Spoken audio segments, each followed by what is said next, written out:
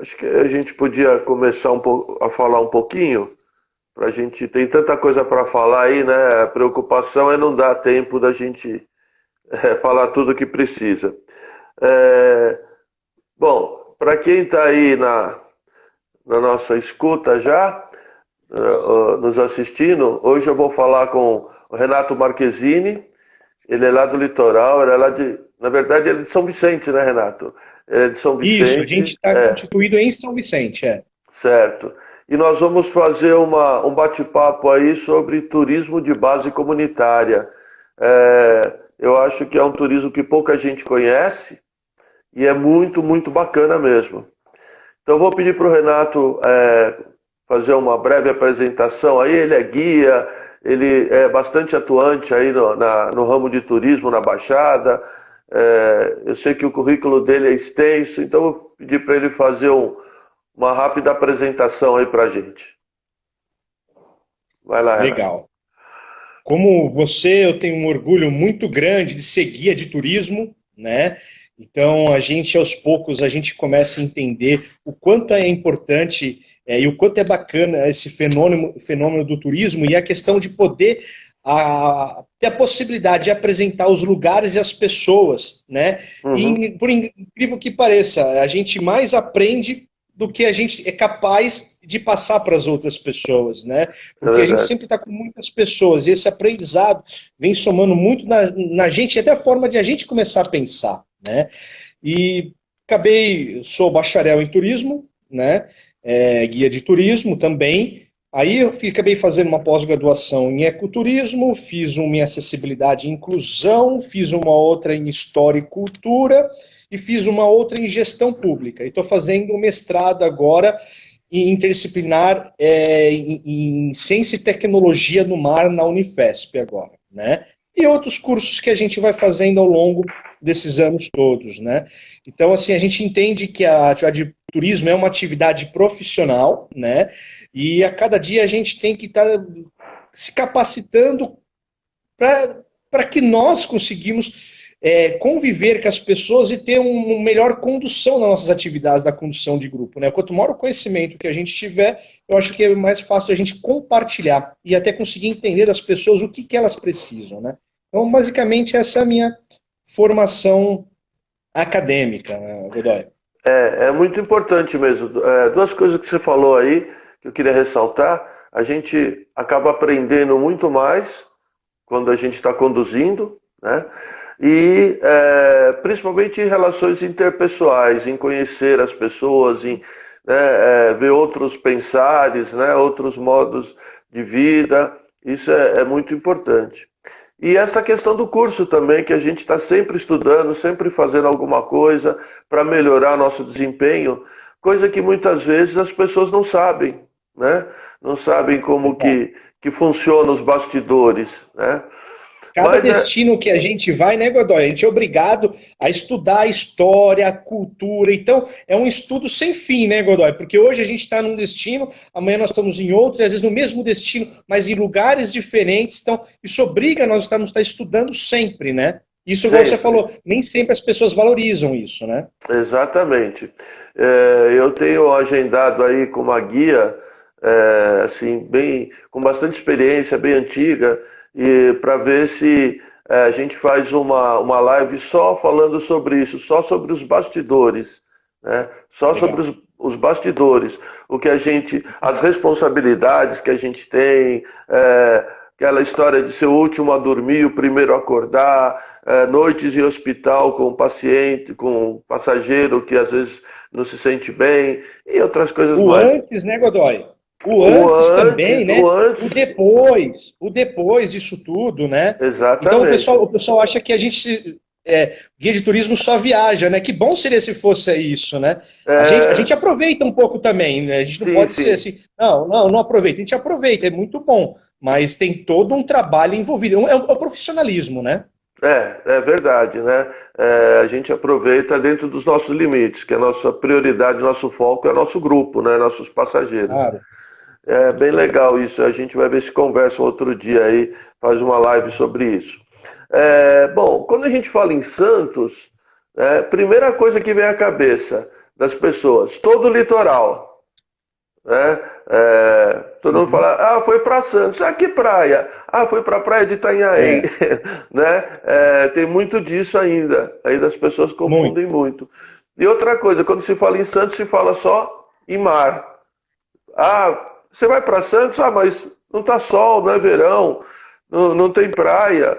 Mas Santos não é só praia, né? Santos tem muito mais, tem uma história. Então eu queria que você falasse assim, resumidamente, né, da historinha de Santos e de quantas cidades tem o litoral, o nosso litoral sul aqui, por favor. Legal, é legal que você está comentando sobre isso, porque realmente as pessoas acham que tudo é Santos, né? O litoral de São Paulo, a gente pode chamar de litoral sul, litoral centro e a parte do litoral norte, né? Litoral sul mais a região de Cananéia, Iguape, e nós somos considerados como litoral centro. Como nome, nós somos a região metropolitana da Baixada Santista. Nós temos sim, Santos, a cidade metrópole, né? É indutora de todas as outras. Mas nós somos 9 cidades. Vindo do litoral sul para o norte, eu vou falar a sequência: Peruíbe, Itaém, Mongaguá, Praia Grande, São Vicente, Santos. Aí você tem uma cidade que não tem litoral, que é a cidade de Cubatão. Depois continuamos a outra cidade, que é Guarujá e Bertioga. Então são 9 cidades que compõem a Baixada Santista, né? Como você comentou, Santos não é só praia. Aliás, o nosso litoral é muito mais que praia. Primeiro que Santos, nós temos o maior porto da América Latina. Isso já faz da nossa região aqui algo que é mola propulsora de toda a economia brasileira, né? Então, no olhar do turismo já é interessante, porque muitas pessoas têm o interesse de entender como que funciona um porto, poder ver aquelas grandes caixas, os navios, aquelas caixas de ferro, é algo muito bonito. Em algumas épocas nós temos os cruzeiros, né? Isso é mais ou menos de outubro a março, dependendo do ano. Por causa da pandemia, nós estamos com 4 navios ainda ancorados aqui na nossa Bahia, a gente tem uma mania muito grande de criticar o nosso país, né? Porque o nosso país é isso, aquilo. Nosso país foi o país que conseguiu acolher esses 4 navios. Tem 2 desses navios que ficaram circulando pela América do Sul e ninguém estava aceitando eles. Então, assim, eu acho que de uma forma muito correta, muito humanística, isso é muito de acordo com o que a gente acredita no turismo, que é hospitalidade, a gente acolheu eles aqui na Bahia. Então, eu acho que nosso país não é só problema, né? A gente tem essas vantagens, né? E aí, voltando à questão de Santos, que não é só praia, a gente tem uma história muito grande. Primeiro que a cidade de São Vicente, né, que é ao lado dela, Santos e São Vicente, nós temos 2 áreas, né? São Vicente nós temos a área insular e a área continental. Só para ter a gente tem uma base, Santos ilha, caberia 4 ilhas na área continental. Então, a área do continente, onde tem a Serra do Mar, em sentido Bertioga, é 4 vezes maior que a nossa ilha. Então, isso é um dado super interessante. E dentro dessa ilha, nós temos 2 cidades, Santos e, mais ou menos, no meio, a cidade de São Vicente, que também tem a sua área continental. E São Vicente é um lugar que é importantíssimo na história do nosso país, né? Em 1500 chegou o Cabral, chegou em Cabralha, Porto Seguro, né? Ele descobriu o Brasil, né? Não se descobre onde já tem gente, né? É verdade. Tinha indígenas, né? Tinha indígenas. Na verdade, em 1500 tomaram posse, né? É verdade. E aí, o que aconteceu nessa brincadeira? Eu sempre conto isso, inclusive, dentro dos ônibus, né, com os grupos de turismo. Então, eu sou obrigado a voltar para 1500, né, a chegada do Cabral aqui, falando que essa terra, a partir daquele momento, era de Portugal, né? E aí, nossas terras aqui, elas ficaram por muito tempo abandonadas, né? Só que nesse meio tempo, o que acontece? Essa época do século XVI era a época das grandes navegações. As pessoas saíam da Europa muito para poder fazer comércio. E essa grande linha de comércio era as Índias. Que eles iam comprar lá tecido, as especiarias, eles iam trazer as especiarias para a Europa, né? Eu sempre gosto de falar isso, porque as especiarias? Hoje em dia, se a gente for comprar um cravo da Índia, se for comprar uma pimenta do reino, é tudo ligado à história, essas coisas. Porque hoje não vale. Hoje um saquinho custa R$1,50 desses negócios. Antigamente valia tanto. A canela, né? A canela também, esquecido. Na época valia muito, hoje não vale nada, porque na época as pessoas viviam no campo. Com o tempo, na Europa, elas começaram a viver dentro das cidades. Vivendo dentro das cidades, nem todo mundo mais plantava ou criava. E quando a pessoa começa a ter um ferreiro, exemplo, ele não planta e não cria. Mas ele tem que comer. Entre as coisas que eles comiam, o ser humano é muito carnívoro, ele come carne. Só que na época não tinha geladeira. Nem todo lugar lá, você tinha gelo também durante o ano. Em alguns lugares sim, outros não. E aí foi que as pessoas começaram a viver dentro das cidades, começaram a querer comer carne, mas tinha uma forma de manter essa carne e não apodrecer. E a melhor forma de não apodrecer essa mercadoria era colocando as especiarias. Então as especiarias crescem o seu valor, a importância no momento que começa a ter o êxodo rural para as pessoas viverem dentro das grandes vilas, os concentrados de pessoas dentro das cidades, né? E aí eles descobriram que lá tinha essas especiarias, e por incrível que pareça, o melhor caminho é ir por terra da Europa para chegar na Índia, porque na época eram as Índias, não é só o país Índia, eram as Índias, toda uma região, né? Por dentro era muito fácil, era o caminho mais curto, é por terra. Só que ali, historicamente, toda aquela região do Oriente Médio, ali dentro, existem conflitos, né, religiosos, por território. Então, ir por dentro era muito perigoso. Resolveram usar as embarcações para poder conseguir pegar essas especiarias todas. O menor caminho é sair, se a gente olhar o Atlas, é sair da Europa e contornando a África para chegar na região das Índias. Só que existe uma coisa, em quase boa parte, principalmente na parte de baixo do litoral da África, as correntes marítimas não são favoráveis e quase não tem vento. E as naus, as caravelas, os galeões utilizados na época, eles eram movidos a vento. Então, por que pareça, eles desciam a Europa e acabavam ficando presos à deriva, sem conseguir ir para frente, né, da expedição, porque não tinha vento e a corrente não era favorável. Então, por incrível que pareça, o melhor caminho era atravessar o Oceano Atlântico inteiro, descer toda a América do Sul, porque tinha vento, as correntes marítimas eram favoráveis, e ao mesmo tempo ia abastecendo do tal do pau-brasil, claro. onça, papagaio, escravizava os indígenas, colocava água, então já aproveitava para abastecer as embarcações e iam lá no biquinho da América Sul, pegava o biquinho da África e ia para as Índias. Então o Brasil era um lugar estratégico para poder, a questão da colonização é estratégico.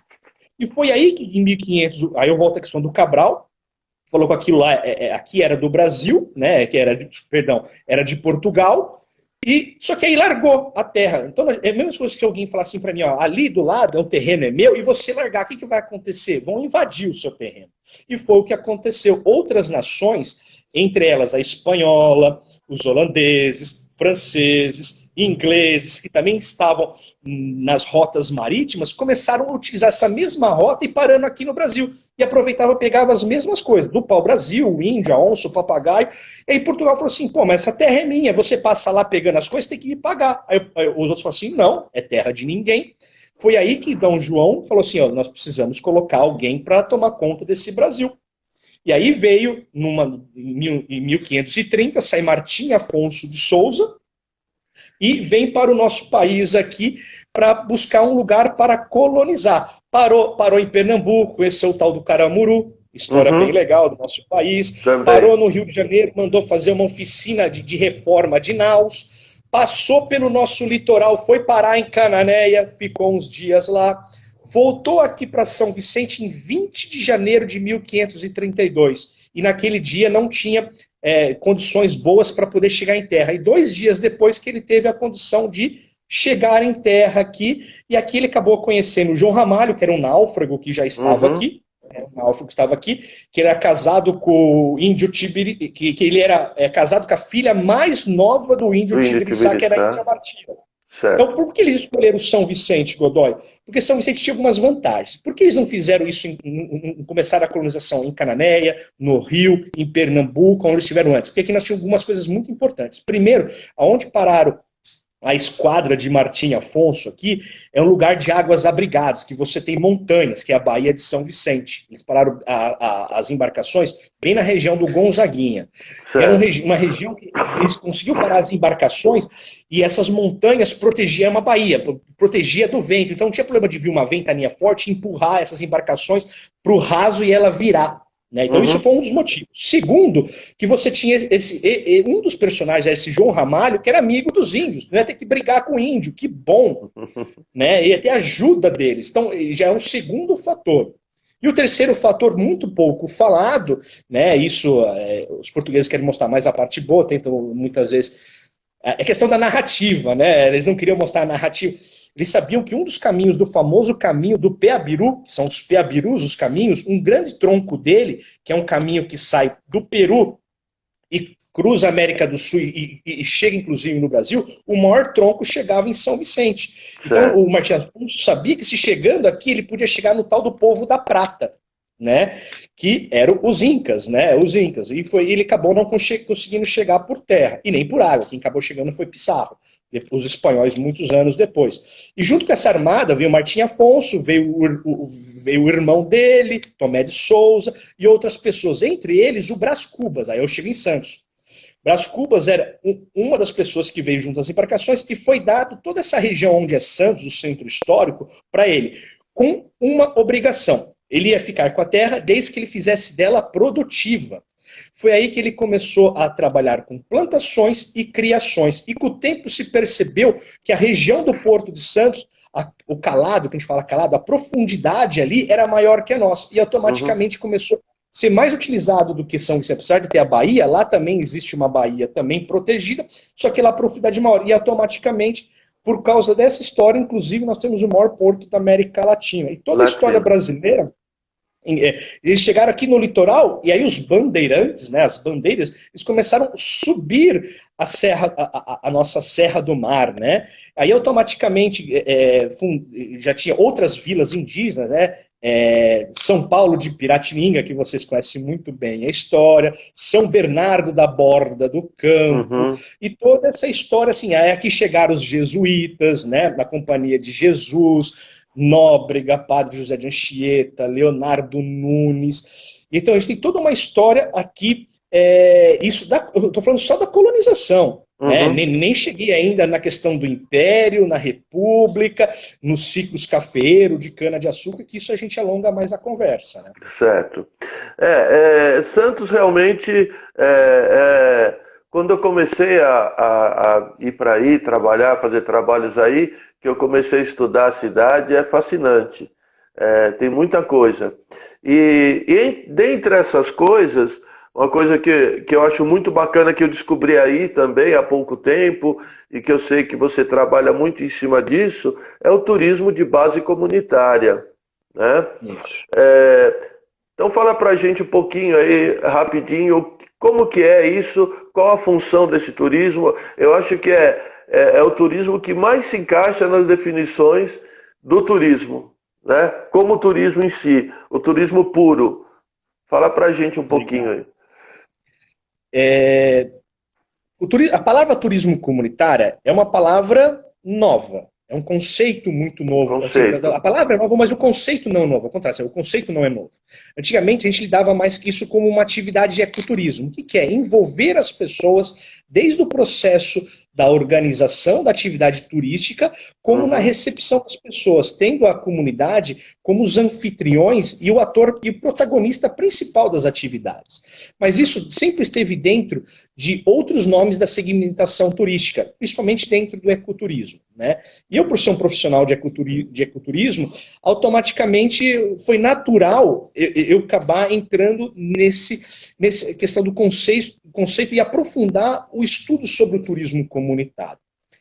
Há mais ou menos 20 e poucos anos atrás, eu tive o privilégio, eu e a Renata, que é minha esposa, é bióloga, na época não era minha esposa, nós participamos da Universidade Solidária, que é o projeto Rondon. Certo. Né? Eles escolhiam alguns estudantes da universidade, eles escolhiam 10 que se destacavam dentro da universidade para ir fazer trabalhos voluntários. Foi aí que a gente foi selecionado, nos capacitamos e fomos para fazer um trabalho voluntário em Quipapá, no sertão de Pernambuco. Então esse é um trabalho que assim, escolhe os estudantes para em áreas de vulnerabilidade social e através dos seus conhecimentos conseguir, junto com as pessoas, transformar ideias em processos, em ações efetivas para o desenvolvimento da comunidade. Foi aí que a gente percebeu uma coisa muito importante, e aí eu acho que me transformou, não somente como profissional, mas como pessoa. Os lugares não são os lugares, são as pessoas. Uhum. E aí me acendeu a lâmpada assim na minha cabeça. Nossa, os lugares são maravilhosos, mas sem as pessoas, o que é o lugar? E aí eu comecei a perceber o quanto é importante as pessoas dentro de um processo de urbanidade e comecei a querer trazer isso para a questão da atividade de turismo. Tivemos a sorte, isso alguns anos depois, de trabalhar no Mamirauá, né, que é a R10, Reserva de Desenvolvimento Sustentável do Mamirauá, na Amazônia. Nos ensinou muito lá, é um case de turismo sustentável também, nessa questão de turismo comunitário. E aí, quando voltamos depois aqui para São Paulo, eu comecei a martelar isso na cabeça, né? Como que fazer para as atividades, envolver cada vez mais pessoas nas atividades. E dentro dos roteiros de ecoturismo, a gente sempre veio treinando a comunidade para ser os monitores, né? A gente ia como guia, mas treinou a comunidade para ser monitores locais. E aquela senhorinha que fazia um bolo legal, um suco legal, diferente, ligado aos sabores da Mata Atlântica, desde a taioba, a jussara, o coração da banana, e a gente começou a achar que isso é bom, né? É bom, né? Demais. Né, Marcos? Muito, muito.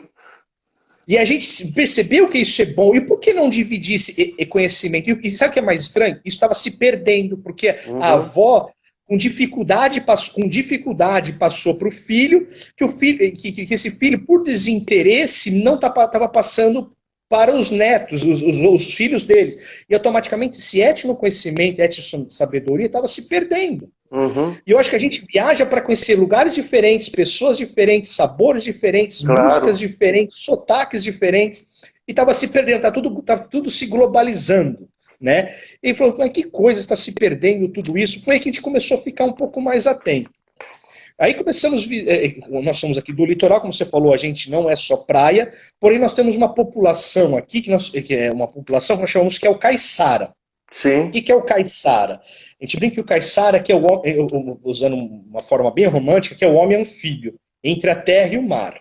Né? Na terra ele planta e no mar ele pesca. Esse é o caiçara. E aí começamos a estudar profundamente qual eram todas as tradições caiçaras, e percebemos que estava aí algo que estava se perdendo e era de interesse das pessoas. E foi aí que a gente começou a levar as pessoas para conhecermos as comunidades primeiro, né?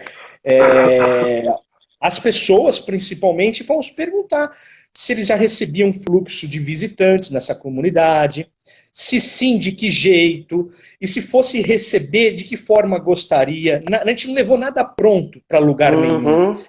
Certo. O mais importante, a gente sempre teve o processo de escutar, né? E aí foi que a gente começou a encontrar algumas comunidades. Dentre elas, a comunidade da Ilha Diana. A comunidade da Ilha Diana fica próximo ao centro de Santos, a 15 minutos de barco, você atravessa o canal do Porto e chega numa comunidade que tem em torno de mais ou menos 200 moradores. Né? Então, é bem interessante, eu sempre brinco lá que eles, uma vida tão tranquila deles lá, apesar de morar tão próximo da cidade, que eles não têm necessidade de ficar trancando casa, porque eles se conhecem todo mundo que está lá. Quando tem alguém de fora, eles sabem que é alguém de fora, porque eles sabem quem são os 200. Sim. Por exemplo, aquelas coisas antigas, né? Acabou o meu açúcar, pede para a vizinha. Acabou o meu feijão. Aquelas coisas de contato entre as pessoas, que está se perdendo nas grandes cidades. Sim, né? sim. Então, são características de um lugar que não existe drogas, não existe violência. Né? Então são características de pequenas comunidades e outras. E eles, como são caiçaras, ainda eles mantêm aquele processo de ir lá ter as marisqueiras, de ir lá catar o marisco lambi-lambi, né, que o pessoal gosta de fazer aquele arroz lambi-lambi, que é o marisco bico de ouro, existem dois tipos de marisco aqui no litoral, o de pedra, que a maioria das pessoas conhece, e o marisco lambi-lambi, que é o bico de ouro que fica dentro dos manguezais. Então elas têm as marisqueiras, tem os pescadores ainda, que eles, dependendo da época, tem a época que ele pega camarão, tem a época que ele vai pegar um robalo, vai pegar uma tainha, ou ele vai pegar siri, ou vai pegar caranguejo. E é interessante que aí, todos esses passeios lá, quando a gente vai na vila lá, eles foram capacitados para isso, né? A gente ficou quase 3 meses lá, indo 2 vezes por semana conversando, escutando eles, criando um processo de visitação dentro da comunidade, né? Legal. Então tudo é feito do jeito que eles acreditam que é melhor para eles. Então nós somos guias de turismo, mas não chego, eu acho que eu mais falo quando eu estou assim, conversando contigo do que lá, porque lá, na verdade, eu acompanho as pessoas, chego lá, a Cris está com a gente aí, ela conhece, e quem fala é a comunidade, sobre as suas histórias, como é o modo de vida, como que é o esgoto, como que é a escola, como que é o médico, como a Vila de 200, lá tem uma escolinha que é bem legal, que é aquelas coisas antigas de sítio, aquelas escolas multisseriadas, que na mesma sala de aula tem crianças de várias idades e são de vários níveis de séries de conhecimento. Então são coisas que estão se perdendo. E lá existe. Quantas vezes o médico vai, como o lixo de lá, o resíduo, né? O resíduo sai do lugar. Então, eles que contam tudo isso. Eles recebem a gente com café da manhã. Isso é uma coisa super importante. No começo, numa das comunidades que a gente vai e começa a questão do treinamento, a gente conversa com eles. Vamos fazer um café da manhã. Ah, mas o que você quer servir para as pessoas? Eu quero servir o que você serve na casa de vocês. Certo. Nós não queremos inventar nada, na casa de vocês, e alguma coisa que o seu pai ou sua avó fazia e com o tempo se perdeu. É isso que a gente pede para eles. Então a gente come o que eles comem na casa deles. Muito. Então a gente, é uma coisa que para mim é muito importante, estou até abrindo aqui a minha tela aqui no computador, eu tenho um curso de turismo comunitário ao qual eu trabalho, e tem uma coisa que eu gosto de brincar, que tem os 4 altos. O autonomia, que é a emancipação. Eles não têm que depender da agência de turismo, não têm que depender do guia de turismo. O turismo quem faz é eles. Os guias, as agências, são parceiro deles em todo esse processo. Né? A autoestima, que é a valorização da sua cultura. Uma coisa que era muito interessante, por exemplo, na Ilha de Ana, que a gente caminhava lá com eles, e você está andando por lá, você começa a ver caranguejinho andando para todo lado. E para nós que não moramos lá, isso é magnífico, é muito legal. As pessoas que, às vezes, principalmente pessoas dos grandes centros urbanos que não estão acostumados, eu fico maravilhado. E para eles era algo normal. Eu falei, gente, pode ser normal para vocês vivem do quê? Mas isso é muito legal. Será, Renato? Que legal. Nossa, gente, é muito legal. Então, que é esse processo de autoestima, que é a valorização de tudo que eles têm. E muitas vezes nem eles mais percebem isso. Né? Autogestão, que é empoderamento e apropriação. É meu, essa comunidade é minha. E quando ele começa a ter esse empoderamento, ele começa a cuidar. Sabe aquele lugar que você. É uma rua com todo mundo abandonada, todo mundo joga tudo no chão, ninguém liga mais para nada, porque as pessoas não se empoderaram dos espaços. As pessoas entenderam que o público é de todos. Mas quando a pessoa se empodera do seu espaço, ela cuida. Então isso é uma coisa legal. Sem dúvida, sem dúvida. E o autêntico, então você vê autonomia, autoestima, autogestão e o autêntico. O que é autêntico? O verdadeiro. A gente não é fazer uma dança para o turista lá. Ele não dança, nunca dançaram catira. Aí, porque vai turista lá, ele coloca uma roupa que ele inventou e vai dançar catira. Não, nada a ver, nada a ver. Nada a ver. Então tem que ser autêntico, ele tem que fazer o que ele faz na casa dele, nas culturas. Se isso não está inserido na cultura dele, não tem nada que apresentar aquilo para as pessoas. Claro. Então essa que é a ideia do turismo comunitário. Conseguir mostrar a essência do lugar, a alma, eu gosto muito dessa palavra, a alma dos lugares. Aí é uma troca de visitados, que eles são visitados, e os visitantes que vêm também aprender isso tudo com eles. Né? Certo. Então, a Ilha de Ana eu ainda não conheço, mas tem um lugar aí que eu tenho um carinho especial, que até comentei com você, que é o Caruara. Foi lá que eu fui apresentado a salada de coração do cacho da banana. Isso, quilombola. Nossa, aquilo lá é demais. Então aí fala um pouquinho do Caruara e depois eu queria que você já emendasse e falasse da Cota 200, que é muito importante também aí, né? Legal, bacana.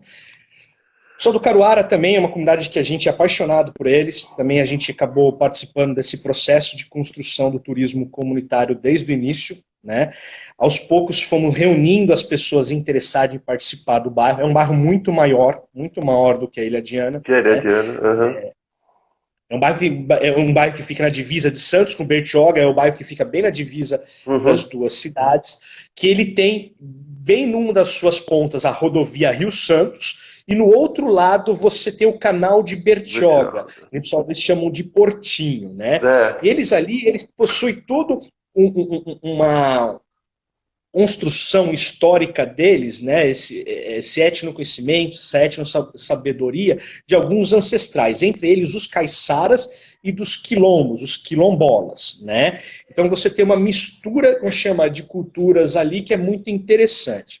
E aí aos poucos nós fomos conhecendo as lideranças da comunidade e vendo quem gostaria de trabalhar. De maneira geral, no turismo comunitário, as pessoas que mais participam nas comunidades são as mulheres, isso é uma coisa bacana, são as mulheres, na seguida os idosos e os jovens. Normalmente são as pessoas que não estão no mercado formal de trabalho, mas estão querendo um posicionamento, né, e se sentir útil e mostrar a sua cultura. Então as mulheres, idosos e jovens são os que mais participam dos processos comunitários. Conseguimos reunir todos os interessados naquele momento no bairro para poder fazer essa visita. E aí, primeira coisa que a gente começou a fazer reuniões em vários pontos do bairro para perguntar o que eles conheciam sobre a sua história, sobre o seu vizinho, o que era para ele, que a gente gosta muito do mapa afetivo. Eu gosto muito dessa palavra que a gente faz nos bairros. A gente levanta inicialmente o mapa afetivo, o que para ele é importante, né? E aí eles começaram a falar, isso para mim era importante, aquilo já não era tão importante. E aí, passeando pelo bairro e conhecendo o bairro com eles. E por que pareça, tem muitos lugares que eles passavam na frente e muitos deles não mesmo passavam, mas não conheciam a história, mas outro conhecia e contava para os outros. Isso começou a ter uma troca, isso todo bairro é assim, todo comunitário, eles começam a ter uma troca de informação. E outra, eles começam a dialogar mais. A dialogar e se sentir uma comunidade também, né? Se sentir um todo. Que eu sei um pouco, ele sabe um pouco e todos formam aquela história, né? Muito e perceber legal. Que juntos eles podem construir. E isso que é interessante. Juntos eles vão construir um novo momento. E aí começou a se aparecer muitas pessoas, né? Entre elas apareceu a Sandra Helena, que eles têm descendência de uma comunidade quilombola lá de Ubatuba, de Pissinguaba, daquela região da Fazenda, da Praia da Fazenda. Então, eles já trouxeram, falaram assim, mas a gente quando era jovem, a gente fazia muito a salada de banana, de coração de banana, a salada quilombola. Eu falei, vocês lembram como faz? Mas é lógico. Quanto tempo você não faz isso? Às vezes a gente faz, mas a gente... Agora vocês vão começar a fazer. Começaram a fazer bolinho de taioba. Né? A taioba é uma folhagem grande que tem na Mata Atlântica, que refogada, vamos colocar um parecido, é a couve. Né? Eu gosto mais da taioba do que a própria couve, né? Dá um sabor revolucionário. Então, eu vou fazer um caldo verde feito de taioba, um bolinho de taioba, uma esfirra de taioba. Só não faz de acelga, não faz de... Como que chama aquela outra pizza, Godoy, que as pessoas fazem? Muito aquele verde, né? Sei. Bom, não vou lembrar agora, mas enfim, eu lembrar eu falo. A gente aí, faz escarola. Só que é feito de taioba, né? E aí, com o tempo, treinamos algumas das pessoas para poder falar sobre a sua história, sobre essa questão gastronômica. Muitas vezes a comunidade é uma coisa assim, a pessoa saber muito bem a sua identidade, os comunitários, conhecer muito bem a sua identidade, mas ela tem uma dificuldade de fazer essa relação, o link com o turismo. A atividade de turismo, a gente precisa de uma infraestrutura básica, né? Vamos dar entre elas, né? Tem um psicólogo que eu gosto muito, que é Abraham Maslow, que ele fala que uma das necessidades que o ser humano precisa, entre elas, é o sono, é o se alimentar e as fisiológicas, e dormir. Então, toda vez que a gente pensa num roteiro, a gente precisa pensar nas pessoas. Então, para receber as pessoas, nós precisamos ter o quê? Sanitários. Quais são os lugares ideais para, dentro de um circuito de turismo, dentro do bairro, onde as pessoas poderiam usar um sanitário? Se esse roteiro é acessível para as pessoas, né? Para um idoso, para uma pessoa portadora de uma necessidade especial. Então a gente precisava adequar isso. Na questão da gastronomia, a gente costuma fazer em casa, mas quando a gente vai fazer isso para outras pessoas, tem toda a questão da manipulação do alimento, tem todo esse treinamento, desde usar toucas, lavar as mãos, tirar os anéis. Na hora de fazer a comida, não é na nossa casa, a gente vai lá e tira da panela, mas quando a gente vai num restaurante, ele faz tudo uma apresentação. Sim. Né? Tem que remontar o prato. A gente come com a boca, mas com os olhos também. Então, todo esse treinamento foi feito com eles. Então, eles pegam umas folhas de banana, colocam na mesa, colocam tudo em recipientes de barro. Né? Então, eles fazem isso que eles fazem na casa e os ancestrais deles fazem. Então foi feito tudo um preparo para receber as pessoas, né? São pessoas especiais, com uma cultura especiais, e é uma alegria estar sempre com eles, porque a gente aprende muito. Muito bem. Deixa eu só falar uma coisinha aqui rápida para o pessoal que entrou depois, que a gente já tinha começado a conversar. Quero agradecer aí o pessoal que está nos assistindo. Eu sou o Marco Godoy e hoje o bate-papo é com o Renato Marchesini, que é guia, turismólogo, bastante atuante aí no turismo lá da Baixada Santista, tá? Eventualmente alguma pergunta que vocês queiram fazer, eu acho mais legal, a gente tem muito assunto aqui, eu acho legal vocês colocarem ou no meu Insta ou no Insta do Renato, que está aí, vai aparecer para vocês aí na própria chamada, né? Tem o nosso Insta, né, Renato? Bom, é isso que eu queria só atualizar o pessoal. E a cota 200, Renato? Fala rapidinho lá para mim da cota 200. Eu só esqueci uma característica, Godoy, se me permitir. Sim, claro. Do pessoal do Caruara. É uma comunidade de artesões. Ah, sim, eles têm um galpão lá, né? Que eles divulgam, eles comercializam. Isso, eles fazem artesanato, desde aquela madeira, uma árvore que caiu, eles reutilizam essa madeira, eles fazem isso, eles fazem brincos, flores feitas de escama de peixe. Então o pescador, eles vão lá, pegar o peixe para poder vender e utilizam a escama de peixe para fazer brincos, bijuteria, flores feitas de escama de peixe. E tem outros artesanatos lá, os mais convencionais que a gente já conhece, mas é uma comunidade que tem muitos artesãos. Então isso é uma coisa interessante. E mais legal, nessa comunidade, a gente vai lá, quem quiser pode comprar o artesanato, mas dentro da visitação que a gente faz lá, a gente faz uma oficina quando a gente vai com os nossos grupos lá. Então a gente faz os passeios, come, em algum momento a gente vai chegar num lugar que é coberto, para as pessoas ficarem um pouco mais à vontade, e aí cada um vai receber os materiais para fazer e fazem uma oficina e cada um vai fazer o seu artesanato focado naquilo que eles já fazem dentro da comunidade. Então isso é uma coisa muito legal. Legal. Deixa eu só te falar uma coisa. Olha, a Rosângela, lá de Nova York, está assistindo a gente e ela falou que já começou a seguir você, que ela adorou essa live, está adorando essa live. Valeu, Rô. Obrigado. Obrigado, Rô. A Rosângela é amiga de muito tempo aí que faz receptivo para brasileiros lá em Nova York. Muito legal. Então, foi bom você lembrar isso, porque a pessoa não tem quem não vá fazer uma viagem e queira fazer uma comprinha. E no Caruara tem esse espaço que você pode trazer, além de fazer sua própria lembrança do local, trazer a lembrança também de lá, feito pelos artesãos lá da região, né? Eu acho que é sensacional isso. Muito bem lembrado. Deu uma travada aí. Opa. Sumiu. Peraí, o Renato travou lá, ele já vai voltar, gente. Calma aí que ele já vai voltar. Não desistam, não desistam. Vamos lá.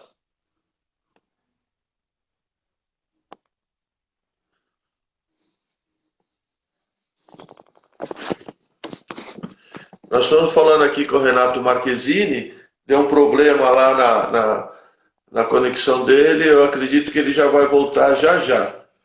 E aí a gente ainda tem um pouco de tempo ainda para falar. Nós estamos falando sobre roteiros. Travou, né? Estamos falando de roteiro de base comunitária hoje, tá?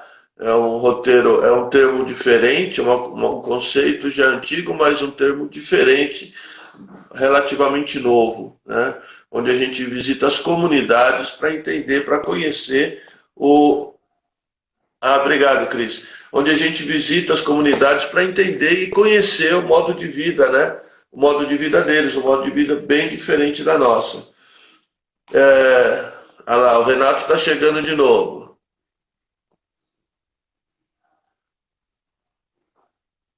Vamos ver se ele entra agora. Boa, travou, né, Renato? Deu uma pane Caiu? aí. Caiu? Ah, caiu. Tá joia. Então, eu estava falando disso daí, das pessoas que gostam de fazer uma comprinha na viagem. No Caruara tem. Além da lembrancinha que a própria pessoa vai fazer, tem a compra dos artesãos de lá, né? Do Sabe o que a gente trabalho deles. percebeu, Godoy? Já percebeu ao Hum. longo dos anos? Nem todo mundo que visita uma comunidade, ela compra artesanato. Algumas compras e outras não compram. Então Uhum, vamos pensar uma conta rápida aqui. A pessoa vai comprar uma lembrancinha de R$ 5, tá?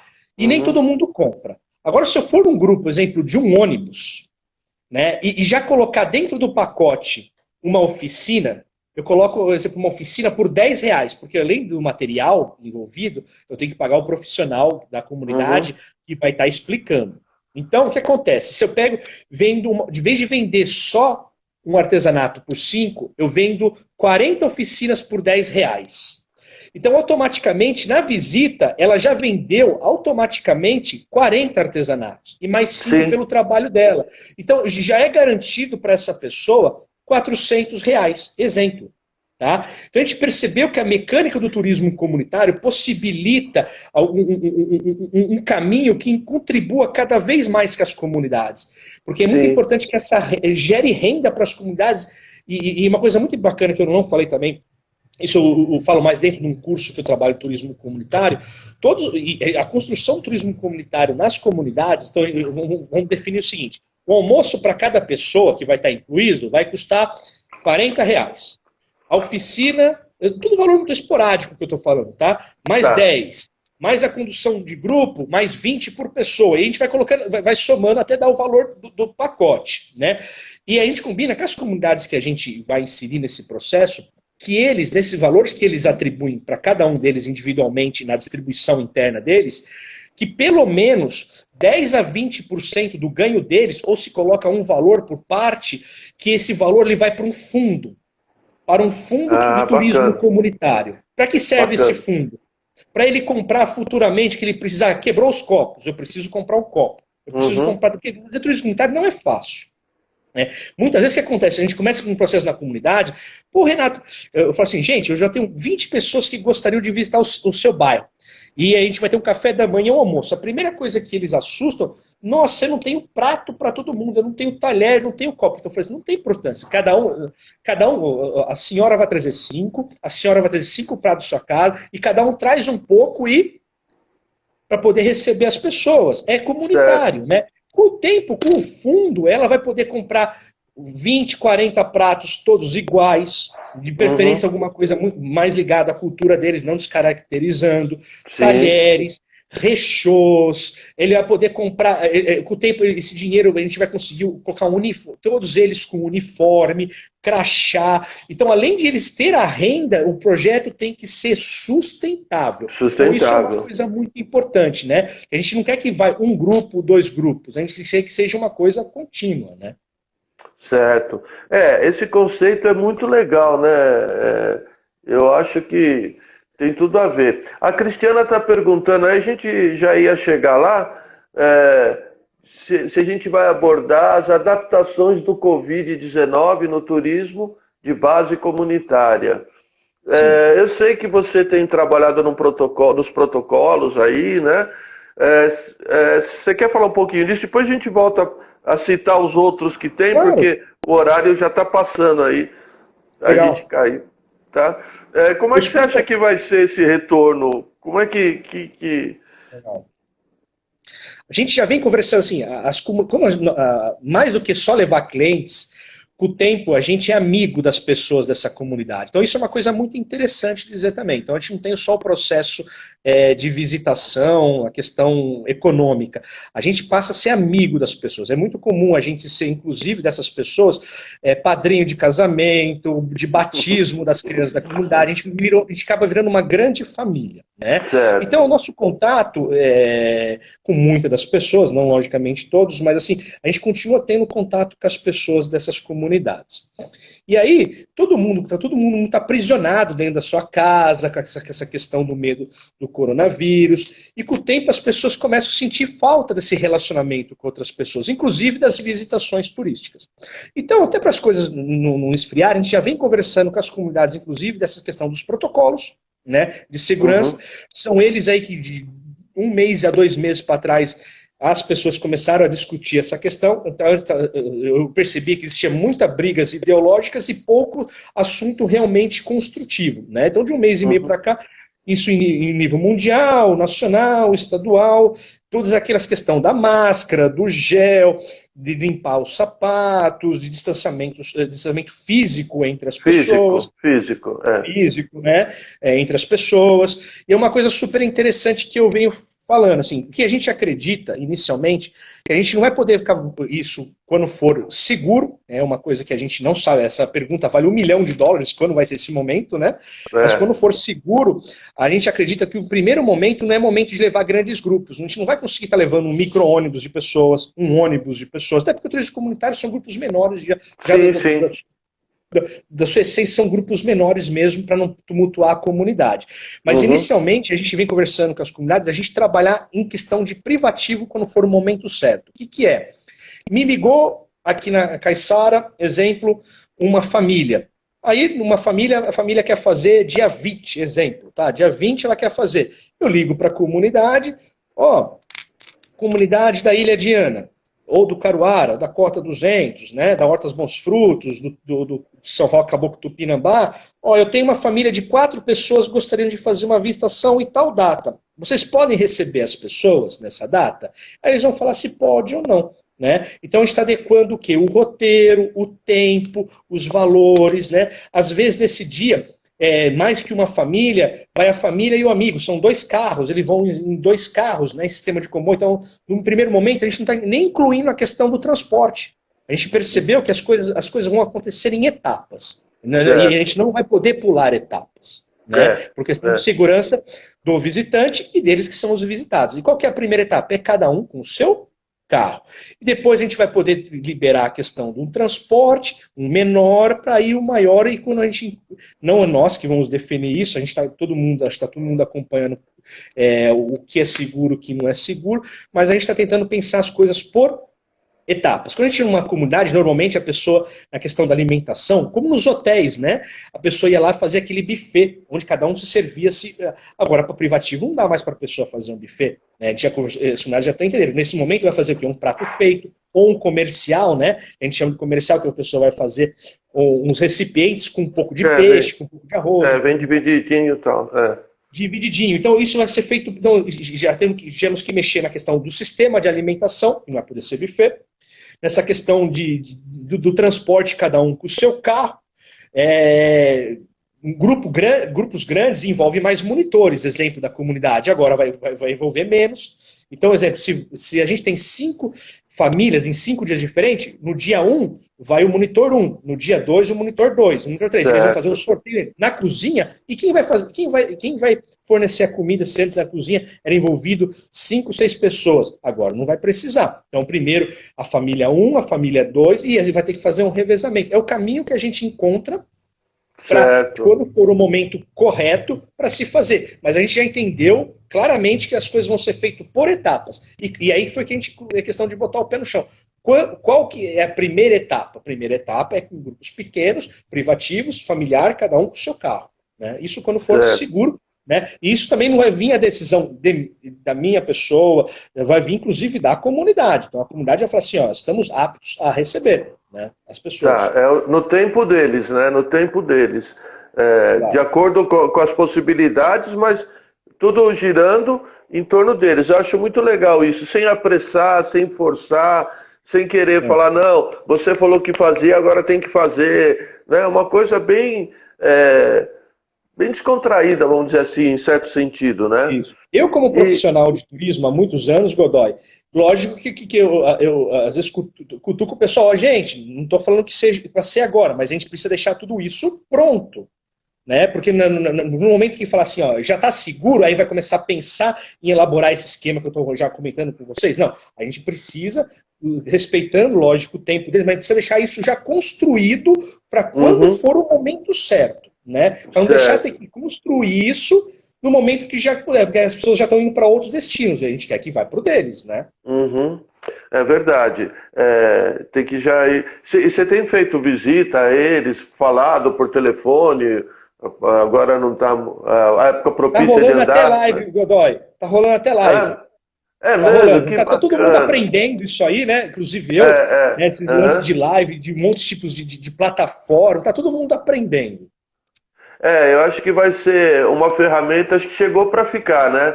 A internet chegou nesse momento aí, de uma forma meio forçada, mas acho que agora chegou para ficar. Uma ferramenta ótima para a gente. A gente está sendo visto, olha, em Peruíbe, em Santos, em Nova York, em Seattle. Tem o pessoal seu aí, que é aí da região, que eu não sei exatamente de onde é, mas só do que eu estou vendo aqui, do que está subindo o letreiro, eu vejo que a gente está... Então, quer uma ferramenta melhor do que isso, capaz de divulgar para tão variado público, né? tão variados lugares, né? Então, acho que a internet vai chegar para fechar. Renato, eu queria aproveitar... Oi, fala. Desculpa. Eu queria aproveitar para falar que o turismo comunitário, para mim, é muito mais do que um segmento. Ele é uma ferramenta. Aliás, o turismo, para mim, depois de muitos anos, eu entendi que ele é uma ferramenta. Se bem utilizada, ela pode trazer grandes benefícios. Isso para a cidade, para os profissionais, para as comunidades. E a implantação desse turismo comunitário vai depender muito da energia que você consiga ter, e a sinergia que você vai ter junto às comunidades. E isso pode ser feito numa comunidade indígena, numa comunidade quilombola, numa comunidade caiçara, numa comunidade de periferia, né? E aí entra a questão da cota 200, né? Que você, não sei se você vai fazer outra pergunta, uma pergunta aí. Então, é possível se implantar, desde que você consiga conhecer a realidade e o que eles querem. Certo. Eu acho legal, eu acho que talvez seja a função mais nobre do turismo, né? Eu acho que é esse, de você levar, mostrar, porque só quando a gente conhece e entende, a gente respeita o outro, né? Muitas vezes a gente é movido pelo preconceito. Ah, mas eles são isso, mas eles estão lá no meio, eles estão... Mas não, à medida que a gente vai, conhece e aprende, aí a gente aprende a respeitar, entender que eles têm o modo de vida deles, né? São as vivências turísticas, né, Godoy? As vivências, sempre fala. que é tão importante pra gente, né? Porque eu sei que tem muita gente que eu chamo de turista de Facebook, que vai lá para tirar fotografia e pronto. Eu já tive turista que falou, não, se eu quiser eu procuro na internet, eu quero tirar fotografia. Entendeu? Mas tem muitos que não, a grande maioria não. Sabe que a gente já percebeu ao longo dos anos? Existe o turista e o visitante. O visitante é uma outra coisa. O visitante, ele quer degustar o lugar, ele quer sentir o cheiro, ele quer conhecer as pessoas, a sua história. Uma das coisas que a gente mais gosta no turismo comunitário, que eu também ainda não comentei, que é sempre nos processos a gente tem uma pequena roda de conversa quando isso é possível. Né? Principalmente com os mais velhos, né? No Caruara mesmo, lá que você falou, tem duas pessoas que eu sou apaixonado na roda de conversa, que é a Dona Lígia, que é uma das mais antigas da comunidade, e o seu Geraldo, né? Então, quando eles começam a contar as histórias, o que eles faziam quando era pequeno, como que ali era um mato só, ali tinha cobra, a gente pegava fruta, enchia o saco da moradora tal. Essas histórias são muito legais. São muito ricas, né? É uma experiência muito rica que eles passam pra gente. Principalmente as pessoas urbanas, né? Eu fui criado na roça, eu fui criado na fazenda. Então, eu sou capaz de entender toda essa emoção, toda essa experiência deles. Mas as pessoas ficam encantadas, né?